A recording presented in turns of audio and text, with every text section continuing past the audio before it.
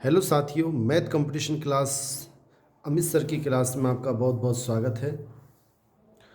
RPSC first grade exam 20 अक्टूबर 2022 first paper.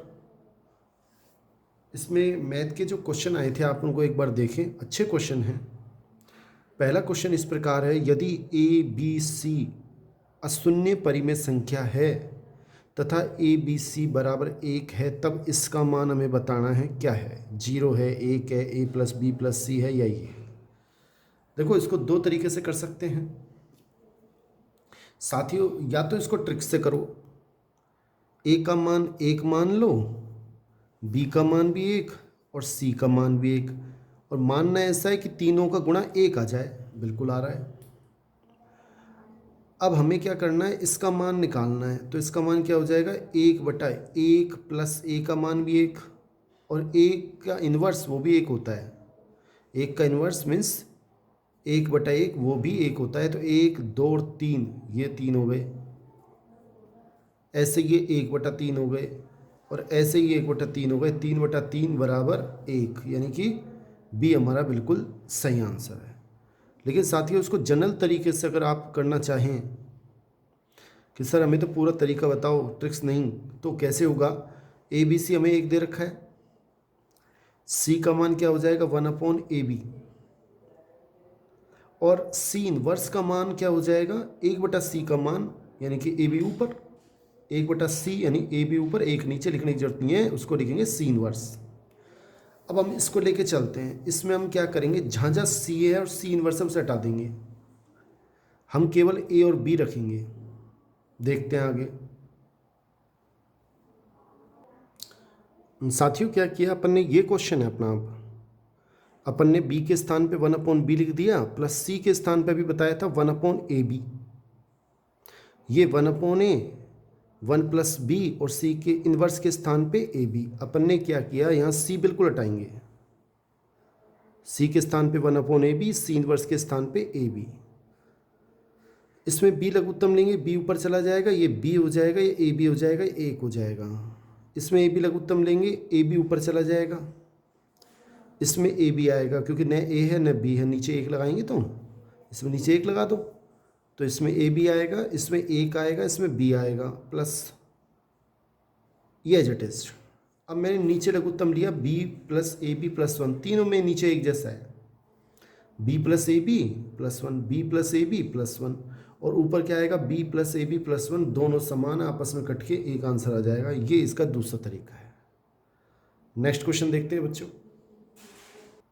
साथियों, next question देखें, ax³ plus bx² plus 4x minus 3 comma x plus 1 व x minus 2 से विभाज्य है।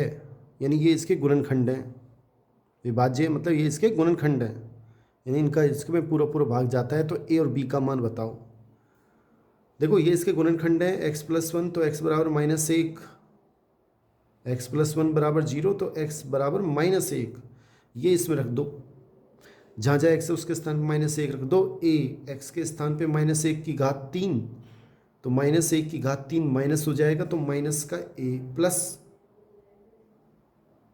-1 के स्थान पे -1 का स्क्वायर 1 प्लस b, -1 गुणा 4 -4 -3 बराबर 0, तो माइनस का a प्लस b बराबर 7 हो गया समीकरण फर्स्ट। ऐसे ही x माइनस 2 बराबर 0, तो x बराबर 2, x बराबर 2 इसमें रखेंगे तो 8a plus 4a plus 8 minus 3 बराबर 0 हो जाएगा, क्योंकि ये इसका गुणनखंड है। 8a प्लस 4, यूँ क्यों, b के स्थान पे मैंने क्या किया, यहाँ से b का मान निकाला। b का मान कितना हो जाएगा 7 प्लस a, और वो मैंने यहाँ लिख दिया a प्लस 7 या 7 प्लस a की बात है, और 8 में से 3 गए तो 5 बराबर 0। 8a और प्लस 4a ये हो गए 12a, 7 चौक 28 और 5 33, इधर जाके माइनस के 33, a बराबर माइनस का 33/12, 3 से कटेंगे माइनस के 11/4। b निकालने की आवश्यकता नहीं है, a ऑप्शन बिल्कुल सही सेट बैठ रहा है इसमें, ये हमारा आंसर है। नेक्स्ट क्वेश्चन देखते हैं, तीसरा। साथियों, तीसरा क्वेश्चन देखो, आसान है। एक कारखाने में 10 श्रमिकों को इतने रुपए, 18 श्रमिकों को इतने रुपए और 5 श्रमिकों को 25 रुपये, 2 श्रमिकों को 42 रुपये प्रतिदिन के कार्य पर रखा गया।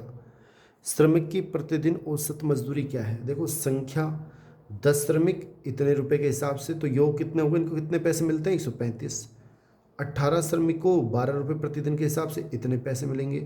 5 श्रमिक को 25 रुपये के हिसाब से 125 रुपये मिलेंगे और 2 श्रमिक को 42 रुपये के हिसाब से 84 रुपये मिलेंगे। यानी कि कुल संख्या श्रमिकों की 35 है और टोटल उनको 560 रुपये मिल रहे हैं।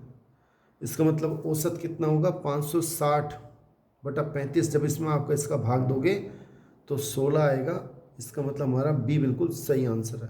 आगे क्वेश्चन देखते हैं बच्चों। साथियों ये क्वेश्चन भी अच्छा है, आप इसे देखें। यदि एक आंकड़े की बहुलक और माध्यिका का अंतर, यह में दे रखा है बहुलक और माध्यिका का अंतर 24 है, माध्यिका और माध्य का अंतर पूछा है। देखो ये सूत्र में याद होना चाहिए, 2 माध्य प्लस बहुलक बराबर 3 माध्यिका होना चाहिए याद।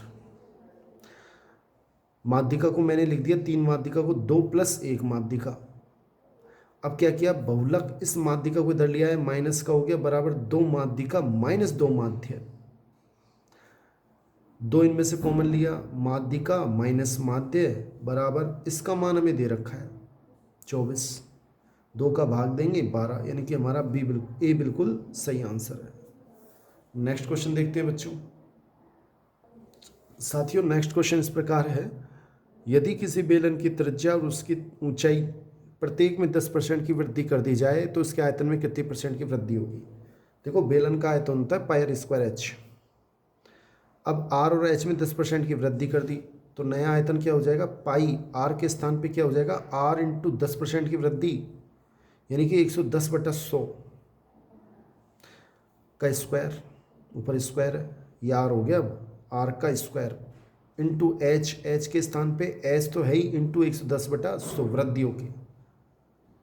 10% की वृद्धि, 100 + 10 110 पाई r² h। इसको जब सोल्व करेंगे तो 121, 1 0 से 1 0 कट जाएगी, 11 का वर्ग 121 बटा 10 का वर्ग 100 इंटू 1 0 से 1 0 11/10 पाई r²। इसको अपन लिखेंगे, इसको जब इससे गुणा करेंगे तो 1331 आएगा बटा 10 इंटू 100, 1/100। 10 को अपने हटाएं तो यहाँ पॉइंट यहाँ आ जाएगा बटा 100, और 100 को जब हटाएंगे यानी कि आप देख लो कितना % की वृद्धि हो रही है। जैसे अपन 10% की वृद्धि कर हो रही थी तो अपन क्या लिख रहे थे? 110/100। h में 10% की वृद्धि हो रही तो अपन लिख रहे 110/100। अब आप लगाओ आइडिया, इसमें कितने % की वृद्धि हो रही है? 33.1% की वृद्धि हो रही है। 10% की वृद्धि के लिए 110, 20% के लिए 120 और 133.1% वृद्धि के लिए 133.1/100, यानी कि सी हमारा बिल्कुल सही आंसर है। नेक्स्ट क्वेश्चन देखें अपन।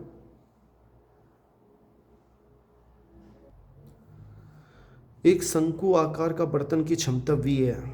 ये कोई शंकु है, इसका आयतन दे रखा है V और V का होता है 1/3 पाई r²h। अब ये कह रहा है ये आधा भरा पड़ा है, 1/3 पाई r के स्थान पे हो गया r/2, तो जब कितनी होगी यहाँ पे r/2 हो जाएगी, यानी r/2 का स्क्वायर इंटू h क्या हो जाएगा? h/2। इतना भरा पड़ा है तो 1/3 पाई r²h, 1/3 पाई r²h, 1/4 और 2 1/8 ये अलग लिख दिया। तो कह रहा है खाली भाग कितना है? ये पूरा है, ये भरा हुआ है, तो v - v1 खाली है।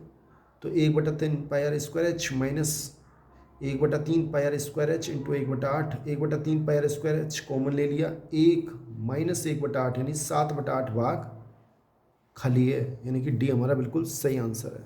नेक्स्ट क्वेश्चन देखें साथियों। क्वेश्चन ये बहुत अच्छा है, शानदार है, सीखने लायक है। यदि ए 2 अंकों की कोई अभाज्य संख्या, ये ए है, 2 अंकों की है, तो मैंने मान लिया ए भी है 2 अंकों की। जैसे 23 मान लो कोई संख्या है 23, ये 2 अंकों की कोई संख्या है, तो हम इसको क्या लिख सकते हैं? 10 × 2 + 3, तो ऐसे इसको क्या लिखेंगे? 10a + b। अब इसको उलट दिया, संख्या बन गई b यानी बी ए, उलट दिया अंकों को, तो ये क्या हो जाएगी 10b प्लस ए। हमसे कह रहा है a माइनस बी का अंतर 36 है, a का मान हो गया ये 10a प्लस बी और b का मान है 10b माइनस ए, तो माइनस का 10b और माइनस का a बराबर 36, दोनों माइनस के हो जाएंगे। 10a माइनस 10b में 10 कॉमन ले लिया, a minus B minus common लिया, तो ये हो गया b माइनस ए, जो b माइनस ए है इसमें से माइनस कॉमन लेंगे तो a माइनस बी हो जाएगा बराबर 36। फिर सुन लो, इन दोनों में से 10 कॉमन लिया, a माइनस बी बचेगा, इसमें से और इसमें से मैंने माइनस कॉमन लिया, तो ये तो हो गया प्लस का a और ये हो गया माइनस का b बराबर 36। दोनों में से a माइनस बी कॉमन ले लिया, या ऐसे देख लें आप, ये 10 है a माइनस बी और a माइनस बी कितने हैं, कुछ नहीं है, तो 1 10 माइनस 1 9 a माइनस बी बराबर 36, तो a माइनस बी बराबर 4। यानी कि इन दोनों संख्याओं का अंतर 4 है और a का मान बड़ा है।